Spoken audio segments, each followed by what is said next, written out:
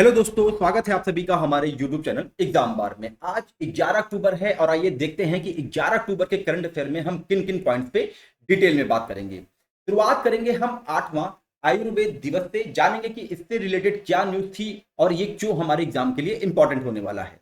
फिर हम बात करेंगे मेवाड़ी शैली पेंटिंग के बारे में कि ये न्यूज में क्यों हाईलाइट हो रही थी, और बेसिकली कहा जाए तो ये हमारा हिस्ट्री का पोर्शन एग्जाम में कवर करेगा, तो बहुत इंपॉर्टेंट ये सेशन होने वाला है। फिर हम बात करेंगे बैगा आदिवासी समूह के बारे में, जानेंगे कि ये किस राज्य से संबंधित है और ये न्यूज में क्यों चर्चा में चल रहा था। चुनावी बॉन्ड योजना भी न्यूज में चल रहा था, तो एक तरीके से इसका हम रिवीजन करने वाले हैं। और मैं कई बार कह चुका हूं कि जो भी योजना जो पहले से लागू है, अगर वो करंट अफेयर में आती है न्यूज में, तो आप उसको अपने नोट पॉइंट पे जरूर मेंशन करें कि क्योंकि इससे एग्जाम में प्रश्न बनने की संभावना बढ़ जाती है। फिर हम बात करेंगे WHO के एक रिपोर्ट के बारे में जिसका नाम है द स्पेक्स 2030। ये अब इस रिपोर्ट से हमारे एग्जाम में कौन कौन सा इंपॉर्टेंट डेटा निकल के आ रहा है, इसके बारे में हम डिटेल में बात करेंगे। और हम बात करेंगे मोंट ब्लांक के बारे में कि ये न्यूज में क्यों चल रहा था और इसकी लोकेशन कहाँ पे है। और अंत में हम हैती हैती एक कैरेबियन कंट्री है, ये चर्चा में क्यों चल रही थी, इसके बारे में हम बात करने वाले हैं। और कहा जाए तो ये आखिरी के दोनों जो टॉपिक हैं हमारे, ये एग्जाम में ज्योग्राफी का पोर्शन कवर करने वाले हैं। साथ ही आज हम बाल्टिक सागर के सीमावर्ती देशों के बारे में रिवीजन करने वाले हैं, क्योंकि ज्योग्राफी से करंट अफेयर मतलब कि रिलेट हो रहा था, तो मैंने सोचा कि क्यों ना बाल्टिक सागर से संबंधित सीमावर्ती देशों को देख लिया जाए।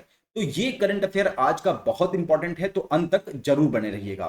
चलिए शुरुआत करते हैं आज के प्रश्न के साथ। तो आज का प्रश्न है, उत्तर प्रदेश का कौन सा जिला सभी सरकारी स्कूलों में स्मार्ट क्लास वाला पहला जिला बन गया है। आपके ऑप्शन है बागपत, अलीगढ़, बरेली, मथुरा। अब देखिए, ये जो है यूपी स्पेशल से करंट अफेयर है। अब चूंकि ये पहला जिला बनने वाला है, पहला जिला बन गया है जो कि सभी सरकारी स्कूलों में स्मार्ट क्लास का संचालन कर रहा है, तो नो डाउट ये आपके पीसीएस 2024 तक वैलिड है, ऐसा प्रश्न पूछ लिया जाए शायद। ठीक है, मैं कंफर्म नहीं कह रहा हूं, लेकिन बहुत इंपॉर्टेंट ये डेटा है। तो अगर इसका आपको राइट आंसर पता हो तो आप कमेंट सेक्शन में जरूर मेंशन करें। चलिए, अच्छा आज एक और प्रश्न है, ये प्रश्न हिस्ट्री से रिलेट है। अच्छा, अब आप सोचेंगे कि हिस्ट्री का प्रश्न कैसे करंट अफेयर में आ गया, क्योंकि मेवाड़ी शैली पेंटिंग जो है वो करंट के न्यूज में आई थी, तो मेवाड़ राज्य से संबंधित एक प्रश्न जो है एग्जाम के पॉइंट ऑफ व्यू से यहाँ पे जनरेट किया गया है। तो प्रश्न ये है कि निम्न में से किसके शासनकाल के दौरान अल्लाह बख्श ने संपूर्ण महाभारत और गीता के प्रत्येक श्लोक सहित व्यापक चित्रण बनाने का कार्य किया है। आपके ऑप्शन है महाराणा उदय सिंह, महाराणा जय सिंह, महाराणा प्रताप और महाराणा रतन सिंह। इसका अगर आपको राइट आंसर पता है तो आप कमेंट सेक्शन में जरूर मेंशन करें, और अदरवाइज इन दोनों प्रश्न का जो राइट आंसर है वो मैं इसी सेशन में बताने वाला हूं। चलिए आज के करंट अफेयर की शुरुआत करते हैं यूपी स्पेशल के इंपॉर्टेंट पॉइंट के साथ, और साथ ही पहले प्रश्न का आंसर भी हमारा पहला ही पॉइंट है। उत्तर प्रदेश में सभी स्कूलों में स्मार्ट क्लास वाला पहला जिला बरेली बन गया है। ये आपके एग्जाम के लिए बहुत इंपॉर्टेंट है, इसको आप अपने नोट पॉइंट पे जरूर मेंशन करें। नेक्स्ट पॉइंट की बात करें, उत्तर प्रदेश मंत्रिमंडल द्वारा ललितपुर में पशुपालन विभाग की 1472 एकड़ भूमि मेगा फार्मा पार्क विकसित करने के लिए औद्योगिक विकास विभाग को निःशुल्क हस्तांतरित करने का निर्णय लिया गया है, और यूपीएसआईडीए नोडल एजेंसी के रूप में यहां पर कार्य करने वाली है। नेक्स्ट पॉइंट की बात करें, उत्तर प्रदेश सरकार राज्य में एक्सप्रेसवे के किनारे औद्योगिक क्लस्टर विकसित करने के लिए यूपीईआईडीए को ब्याज मुक्त ऋण प्रदान करने का निर्णय लिया है। नेक्स्ट पॉइंट की बात करें, मुख्यमंत्री योगी आदित्यनाथ ने उन्नाव में स्वतंत्रता सेनानी राजा राव की प्रतिमा का अनावरण किया है। तो अगर एग्जाम में आता है कि निम्नलिखित में से किस जिले में स्वतंत्रता सेनानी राजा राव की प्रतिमा का अनावरण हाल ही में किया गया, तो आपको ध्यान देना होगा कि वो जिला है उन्नाव, और बहुत इंपॉर्टेंट ये भी प्रश्न बनता है। अब आगे बात करते हैं राष्ट्रीय स्तर के वन लाइनर पॉइंट के बारे में। तो पहला पॉइंट ये है कि तंजानिया की राष्ट्रपति डॉक्टर सामिया सुलू हसन को भारत तंजानिया के बीच संबंधों को बढ़ावा देने में उनकी महत्वपूर्ण भूमिका निभाने के लिए जेएनयू द्वारा डॉक्टरेट की मानक उपाधि से सम्मानित किया है। तंजानिया को लेकर कल के ही करंट अफेयर में मैंने डिटेल में बात की थी, उसका लिंक जो है डिस्क्रिप्शन बॉक्स में मैं प्रोवाइड करवा दूंगा, आप लोग जाके जरूर उसको देखिएगा। तंजानिया से रिलेटेड एग्जाम में कई प्रश्न बनाए जा सकते हैं। नेक्स्ट पॉइंट की बात करें, दक्षिण अफ्रीका के जोहान्सबर्ग में महात्मा गांधी की 8 फुट ऊंची प्रतिमा का अनावरण किया गया है। अब चूंकि ये करंट अफेयर महात्मा गांधी से रिलेटेड था, इसलिए यहाँ पे इसको प्रोवाइड करवाया गया।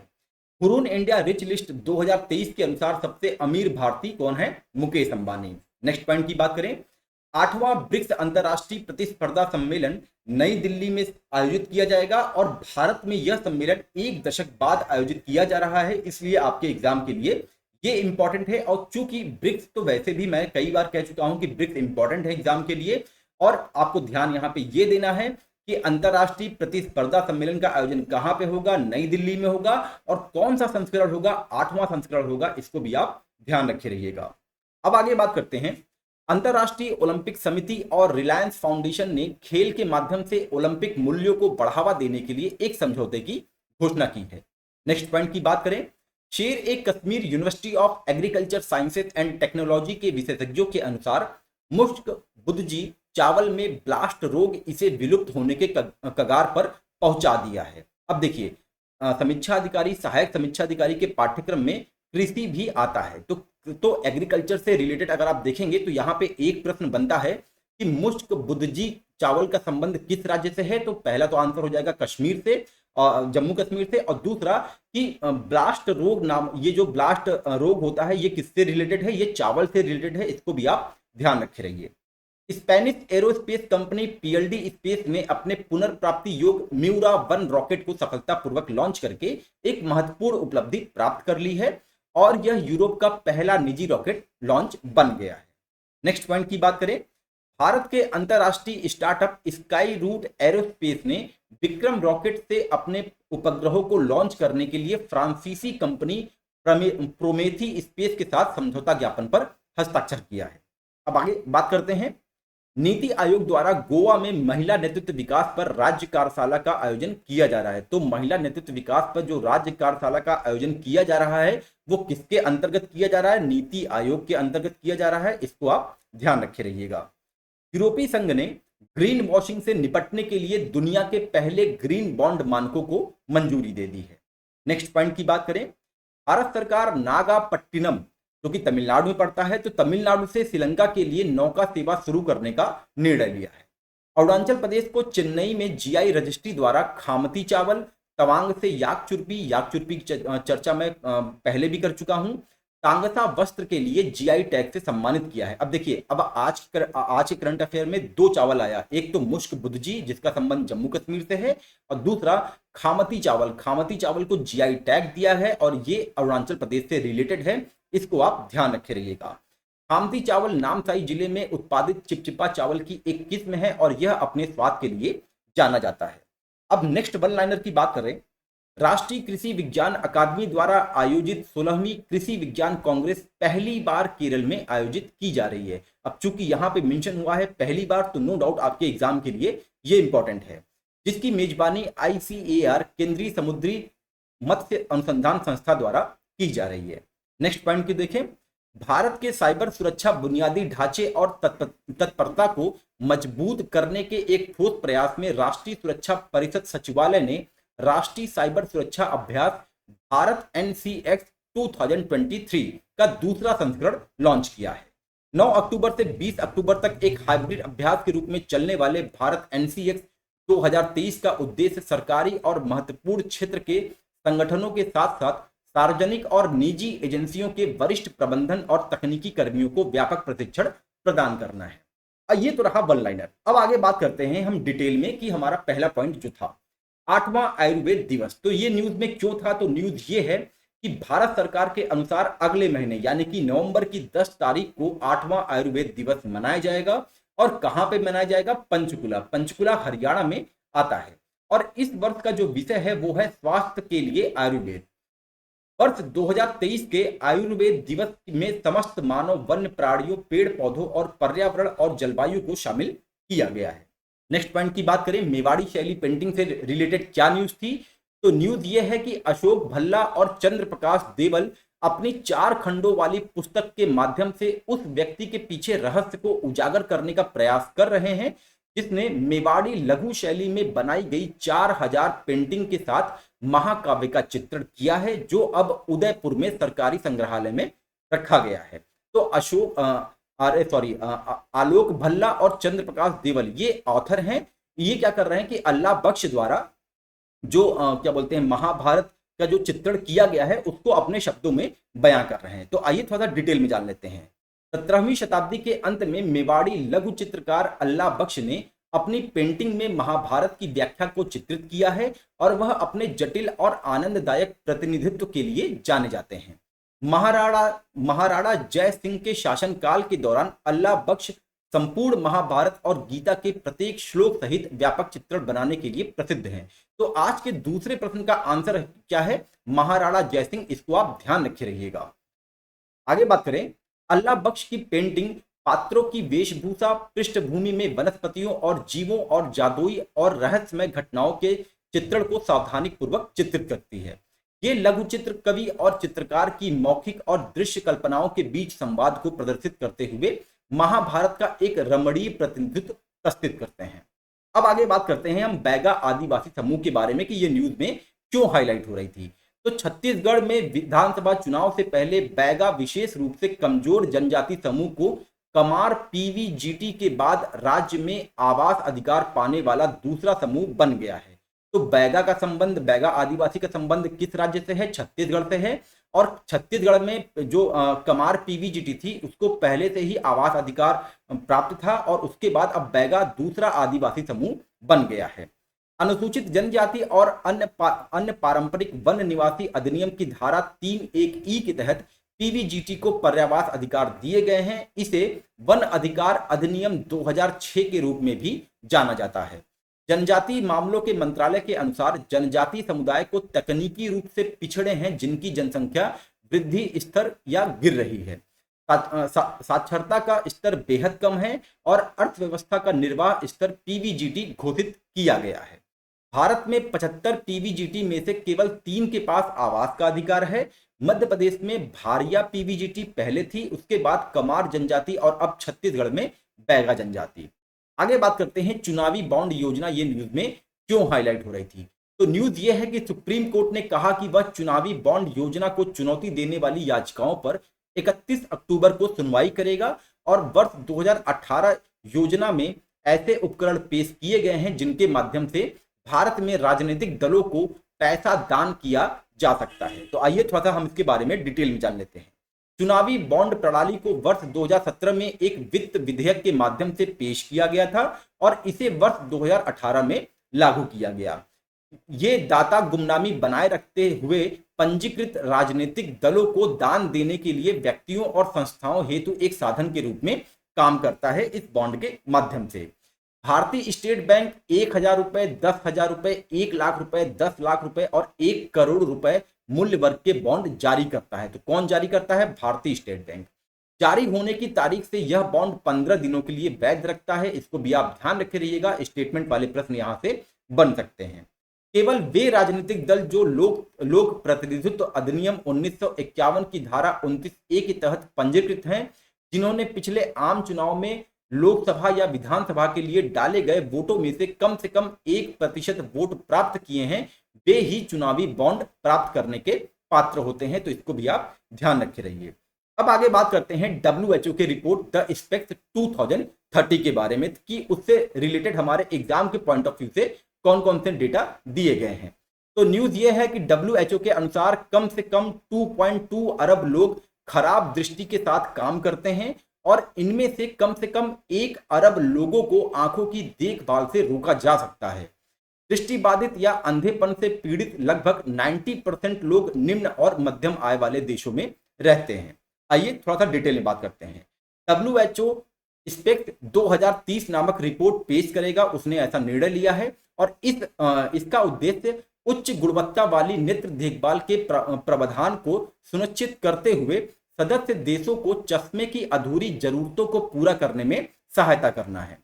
दृष्टि की अपवर्तक त्रुटि रिफ्रैक्शन एरर के सामान्य आंख की स्थिति है जो रेटिना पर प्रकाश के ध्यान केंद्रित करने के तरीके को प्रभावित करती है, जिसे दृष्टि धुंधली या विकृत हो जाती है। WHO के अनुसार वैश्विक स्तर पर 2.2 बिलियन से अधिक लोग कमजोर दृष्टि से पीड़ित हैं। इनमें से कम 1 अरब लोग मामलों को उचित नेत्र देखभाल से रोका जा सकता था, ऐसा WHO ने बताया है। और दृष्टिबाधित या अंधेपन से पीड़ित 90% व्यक्ति निम्न और मध्यम आय वाले देश में रहते हैं। अब आगे बात करते हैं कि ये रोग होता कैसे है। WHO के अनुसार कम से कम 100 मिलियन भारतीयों को चश्मे की आवश्यकता है, लेकिन उन तक उनकी पहुंच नहीं है। ताइवान, कोरिया, चीन, सिंगापुर और जापान जैसे पूर्वी और दक्षिण एशियाई देशों में मायोपिया में उल्लेखनीय वृद्धि देखी जा रही है और यहाँ हर दूसरा व्यक्ति चश्मा पहनता है। वैसे भी आजकल चश्मे का चलन बहुत ज्यादा हो गया है, चाहे आंखें खराब हो या ना हो, लेकिन लोग अपने लुक्स के लिए एक चश्मा जरूर लगाते हैं, जो कि उनके लिए घातक भी होता है। अगर आपकी आंखें नहीं खराब हैं तो आप जबरदस्ती चश्मा पहनने का प्रयास न करें। दृष्टि की अपवर्तक त्रुटि के हम जो है प्रकार देखते हैं कि कितने प्रकार से ये होते हैं। मायोपिया, देखिए अब ये जितने भी पॉइंट आने वाले हैं ये एग्जाम में अक्सर देखे जाते हैं। मायोपिया, दूर की वस्तुओं को देखने में कठिनाई होती है, निकट की दृष्टि स्पष्ट होती है, प्रकाश रेटिना के सामने केंद्रित होता है। और अगर हम इसके सुधार की बात करें तो अवतल लेंस से इसको ठीक किया जा सकता है। तो मायोपिया को किससे ठीक किया जा सकता है? अवतल लेंस से। इसको आप ध्यान रखे रहिएगा। आगे बात करते हैं हाइपरमेट्रोपिया। आसपास की वस्तुओं को देखने में कठिनाई होती है, दूर की दृष्टि अपेक्षाकृत स्पष्ट दिखाई देती है, प्रकाश जो है वो रेटिना के पीछे केंद्रित होता है। और अगर इसमें सुधार की बात करें तो उत्तल लेंस से इसे ठीक किया जा सकता है और ऐसे प्रश्न एग्जाम में आते ही आते हैं।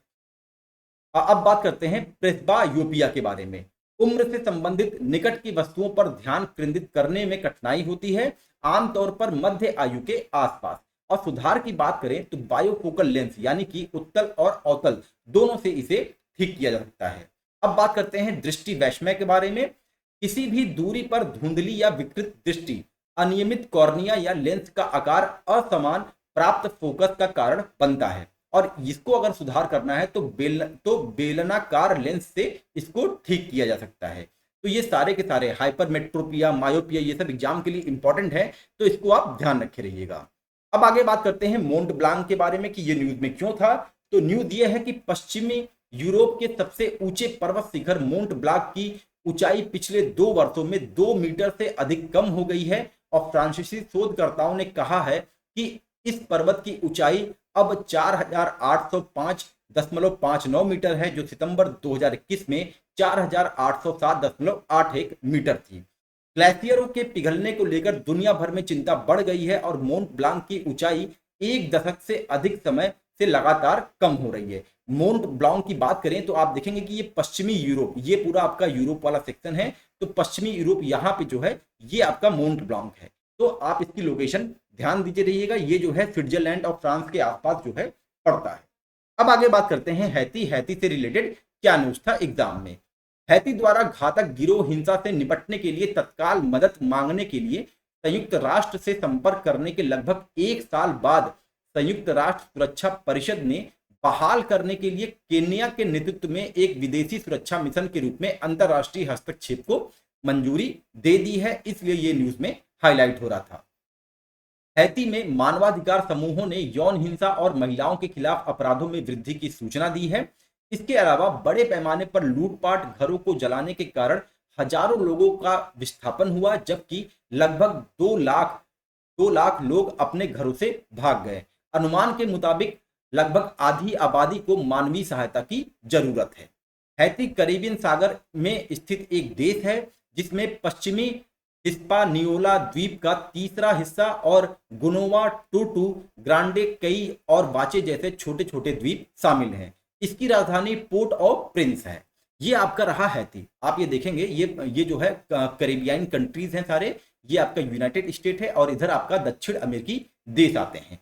ये आपका हैती है। अब जब हैती करंट में चल रहा है तो आप हैती से जो उसके आसपास के देश हैं उनका आप जो है नॉर्थ से साउथ का क्रम भी जरूर देखेंगे। जैसे द बहामास उसके ऊपर आएगा, हैती फिर नीचे आएगा, उसके बाद डोमिनिकन रिपब्लिक आएगा, फिर पुर्टोरिको आएगा। तो ऐसे प्रश्न एग्जाम में अक्सर बनाए जाते हैं, आप इस पे ध्यान रखे रहिएगा।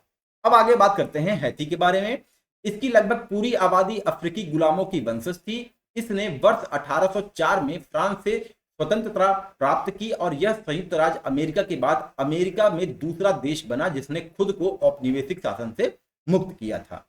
यह दुनिया का पहला स्वतंत्र अश्वेत नेतृत्व वाला गणतंत्र है। यह लगभग 2 शताब्दियों तक स्पेनिश औपनिवेशिक शासन और 1 सदी से अधिक फ्रांसीसी शासन के अधीन रहा है। अब कैरेबियन समुदाय में 19 द्वीप जो हैं उनके नाम देख लेते हैं।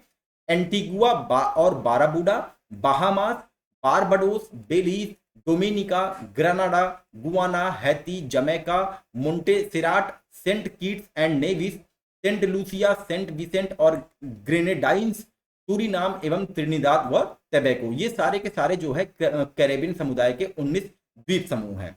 और वहीं पे एक सीका नामक सिस्टम है जिसका फुल फॉर्म है सेंट्रल अमेरिका इंटीग्रेशन सिस्टम। इसमें 7 देश शामिल हैं, इसको भी आप ध्यान रखें। कौन कौन से हैं? Belize, Guatemala, El Salvador, Honduras, Nicaragua, Costa Rica और पनामा। तो आपके एग्जाम के लिए ये इंपॉर्टेंट होगा, इसके लिए आप इसको ध्यान रखे रहिए। अब आगे बात करते हैं, रिवीजन करते हैं बाल्टिक सागर के सीमावर्ती देश के बारे में। तो एक ट्रिक है कि जो बाल्टिक सागर से सटे हुए देश हैं उनको याद करने का। वो ट्रिक क्या है? GPRS फॉर डेल। जी से जर्मनी, पी से पोलैंड, आर से रसिया, एस से स्वीडन, एफ से फिनलैंड, डी से डेनमार्क, ई से एस्टोनिया, एल से लाटविया और एल से लुथियानिया। तो आप इसको याद रखिएगा, एग्जाम के पॉइंट ऑफ व्यू से ये इंपॉर्टेंट होने वाला है। आगे देखते हैं, IMF ने फॉरकास्ट की है, मतलब भविष्यवाणी की है ग्रोथ को लेकर 2024 में। तो यहां पे इसने बताया है इंडिया का जो 2024 में ग्रोथ रेट होगा वो 6.3 होगा। इसको लेकर प्रधानमंत्री नरेंद्र मोदी जी ने भी रिट्वीट किया था कल रात में, इसलिए मैंने इसको यहाँ पे प्रोवाइड किया है। तो ये तो रहा दोस्तों आज की करंट अफेयर। अगर आपको ये एग्जाम के पॉइंट ऑफ व्यू से इंपॉर्टेंट लग रहा है तो आप चैनल को अपने दोस्तों के बीच जरूर शेयर करिए। मिलते हैं अपने अगले टॉपिक के साथ, तब तक के लिए नमस्कार, जय हिंद,